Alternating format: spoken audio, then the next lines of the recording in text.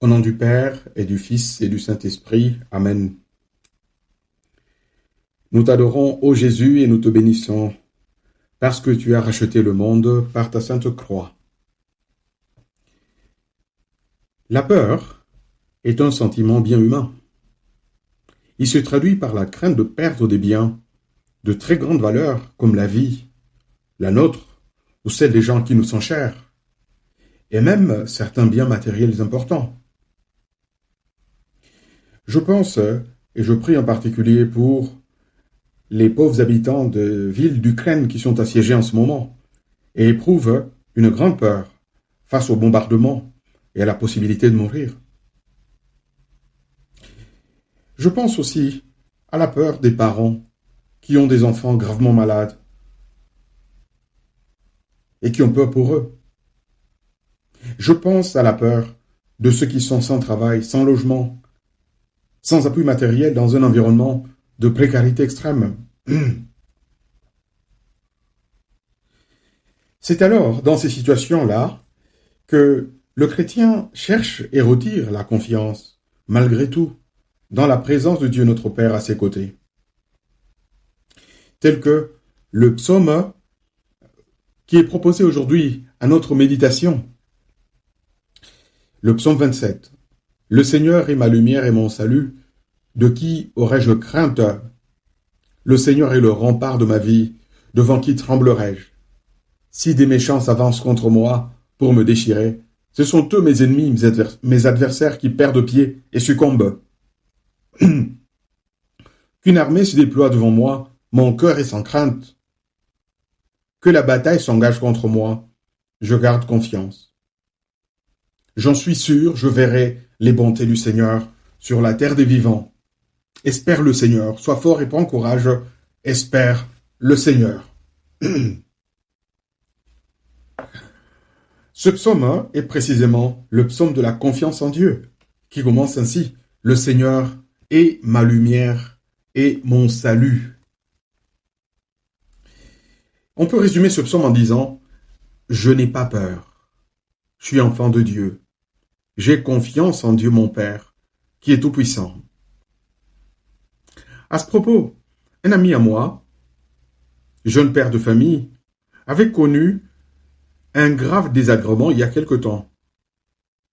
Il préparait sa thèse de doctorat dans un pays étranger. Sa famille était restée au pays.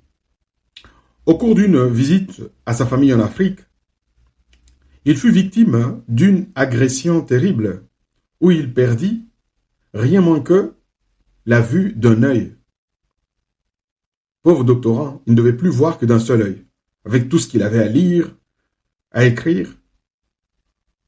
Cette contrariété l'avait tellement affecté qu'il perdit la joie et se trouvait au bord de la dépression. Alors, au cours d'une visite médicale, le médecin se rendit compte.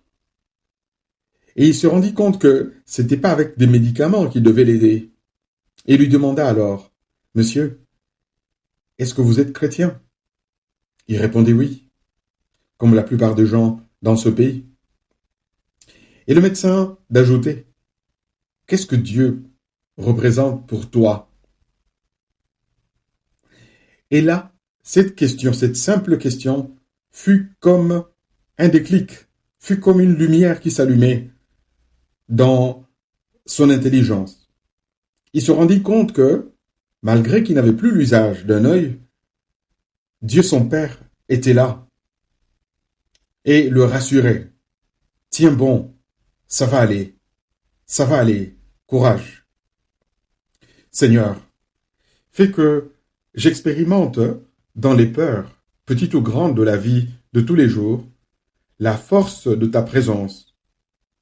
Fais que je sache tirer de ma foi et de mon espérance l'énergie spirituelle dont j'ai besoin, moi aussi, pour vivre ma vie. Fais que je sache, Seigneur, affronter les peurs et les craintes en homme, en femme, qui a la foi et qui sait que Dieu, Tout-Puissant, est toujours avec lui.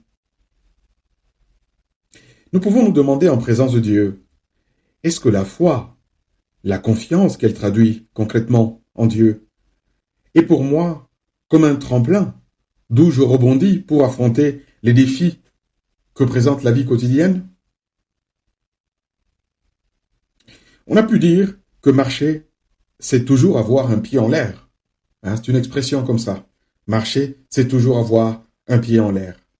Car si les deux pieds, effectivement, tiennent fermement au sol, nous sommes immobiles, je suis immobile, je ne peux pas bouger. Or, l'aventure de la vie, qui en vaut la peine, et celle aux côtés de Jésus, exige que je lève le pied pour faire un premier pas, puis un autre, un autre, un autre, jusqu'au jour où je rejoindrai la patrie céleste où Dieu m'attend. Il faut donc avoir toujours un pied en l'air pour marcher. C'est-à-dire qu'il faut prendre un risque pour progresser, ne pas s'immobiliser, ne pas se paralyser et marcher vers Dieu, vers la sainteté ou vers des idéaux humains nobles.